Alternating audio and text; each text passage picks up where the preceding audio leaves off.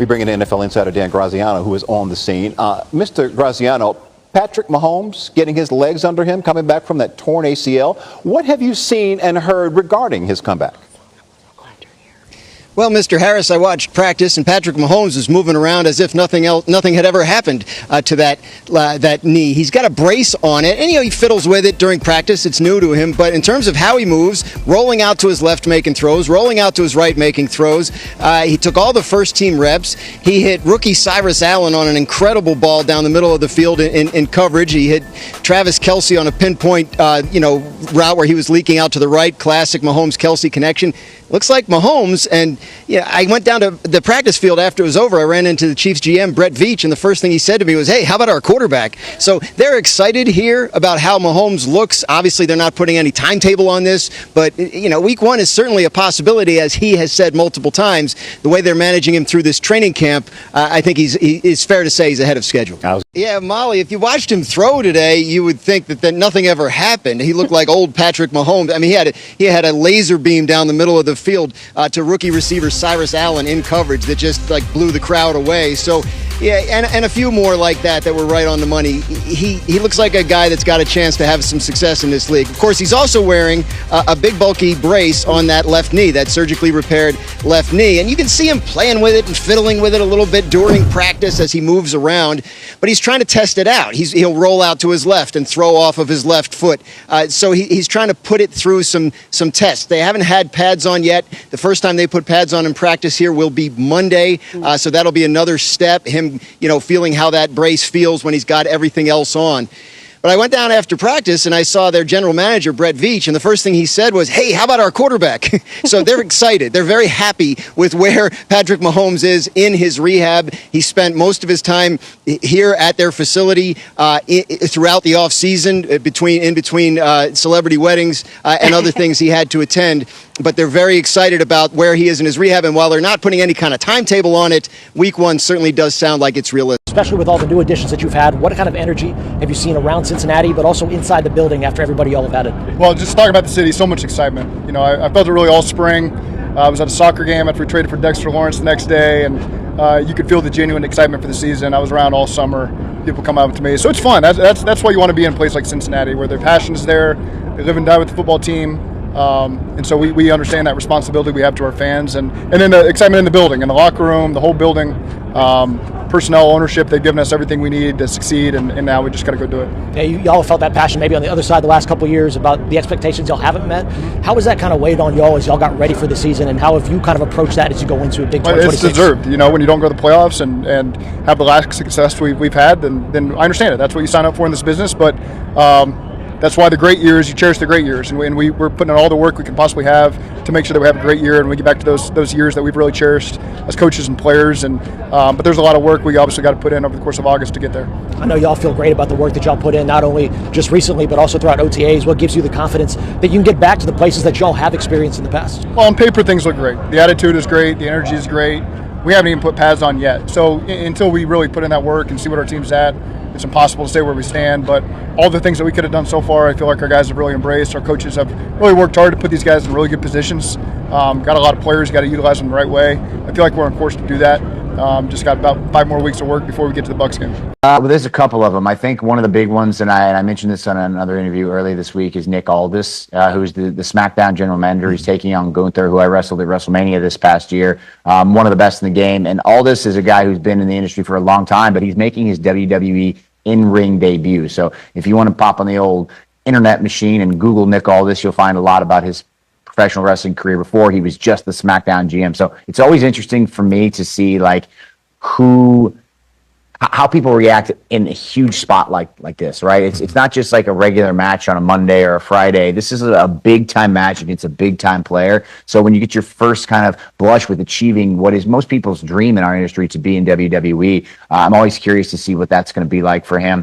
The other one is actually Chad Gable versus Penta.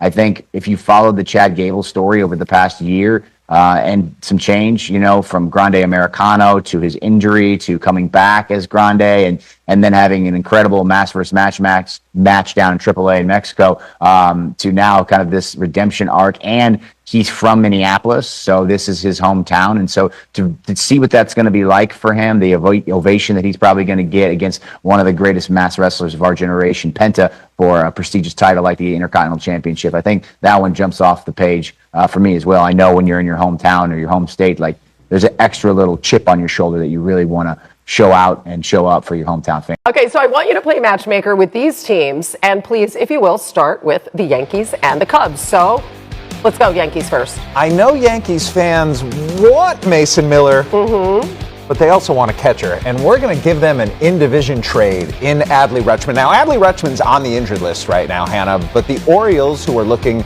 at dealing Rutschman potentially, Jackson Holliday potentially as well, they're trying to get back to 2023 when they won 101 games, and Adley Rutschman, a switch hitter, a leader, is absolutely perfect for the Yankees.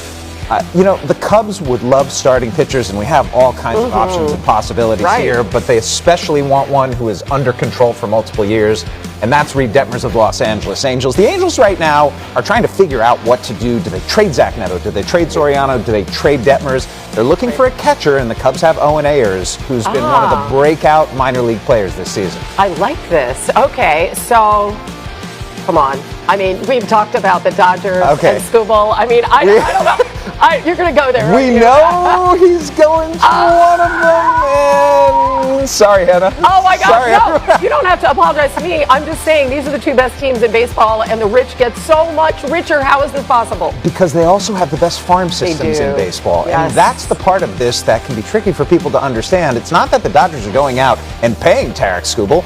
They are paying via all of the prospects that they have drafted, signed, and developed. And look, I think ultimately it will be a race between the Dodgers and Brewers. I'm not saying that the Dodgers are getting them, but those are the two that are best positioned. And let's say they miss out then. Let's say the Brewers miss out on Skubal, that's not bad. No, and it's fun because remember, Freddie Peralta was traded from the Brewers to the New York Mets, and they would be getting him back. The Brewers are in on all kinds of pitching right now. Yeah. They just want to bulk up a rotation that's lost Brandon Woodruff, that's had some injuries, and add another guy alongside Jacob Mizorowski. Tarek Skubal would be ideal. Freddie Peralta would be pretty good. I mean, he finished 5th in Cy Young voting, right, with the Brewers, and the Mets are selling. And I just got to say, you sold that. He has never done a touchscreen before, so well done, my friend. Yes, analog phone and everything. Don't have touch screens at all. The goal was always to win a World Series, for the city, for the organization.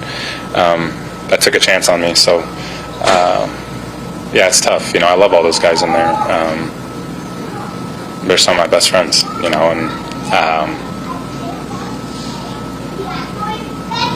it'll be tough for sure.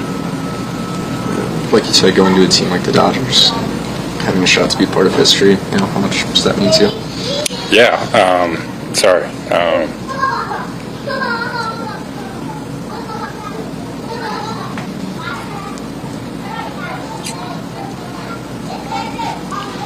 Yeah, it's exciting. I'm excited. They got a good group. You get everything across the way. I'm excited, though. Randy, an official with another team told me the Dodgers are hell-bent on trying to become the first National League team to go back-to-back-to-back in championships, and so they're covering all contingencies. Yes, they believe that Shohei Ohtani and Blake Snell and Tyler Glasnow will be healthy enough to pitch in October, but now they have the ultimate safety net in baseball. And here's something else, Randy, and you and I talked about this the other day. By adding Skubal, the Dodgers keep him away from the Milwaukee Brewers. They didn't want to face Jacob Mizorowski and then Tarek Skubal, maybe the two best pitchers on the planet in a short series, so they land Skubal. Yeah, Buster, I know what the reaction to this deal was around the ESPN newsroom. The Hall kind of made us scratch our heads. So I'm curious, when you consider this deal in its totality, what's been the reaction around Major League Baseball? So, Tyler, yesterday in talking with officials with other teams, they were resigned to the idea that the Dodgers were going to get Skubal if they wanted him to, because they've done a great job at fostering this incredible farm system. And, of course, they have all those resources. In talking with players at the All-Star game, they feel like that, look, it's baseball. We saw last year with the Toronto Blue Jays. They can still be beaten. The Dodgers came within 2 outs within 1 run of losing the World Series last year. And you can bet this.